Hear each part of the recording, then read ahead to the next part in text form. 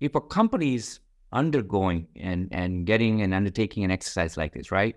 Um, Help us to understand, you know, it's one thing typically, and this is where you can share something where there is a offsite that happens where they will take and fly everybody to a Bali location or wherever else, right? And you do this for 2 days and off you go. Now, the big question always becomes is that, how do you build that muscle? In other words, what's that journey like? Do you do a one-off and give a, sort of an injection and say, hey, we've talked through this, and how far out do you go, right? Do you go 2 years, 3 years, 5 years? Does that even hold place considering so much is changing? I mean, people can question that. Why even do that, right? Because even and even the quarterly planning model is being questioned. Strategies getting reshaped, not daily but hourly, right? So two questions there. One is of course the duration in terms of if we were to do this kind of that's one, and second, what how far out do you go to get some anchoring in this?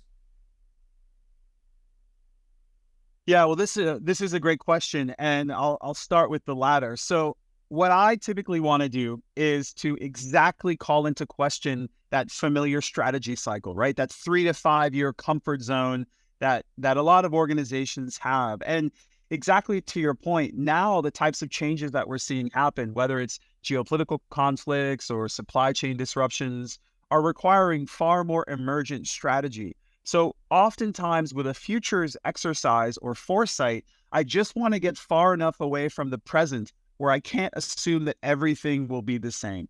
So there isn't really a magic number. I've worked on projects that have been 60 years into the future. And we don't do that because we are actually trying to predict or forecast the future. We just want to step into that space so that our mental models have to be different, so that we have to imagine different possibilities of change. And of course, the most common example, as you know, is the kind of the offsite, right? The special workshop, the kind of the boardroom foresight approach. And that still has a lot of value if leaders want to dive into questions, but more and more, foresight is becoming participatory. It's using different approaches to leverage the collective intelligence that an organization or even a government really needs to be able to understand issue a far more localized point of view and really to understand different impacts. So I would say that there is a lot of interest still in those kind of, away day type of engagements, but now more people are looking for different approaches that can really activate the brain power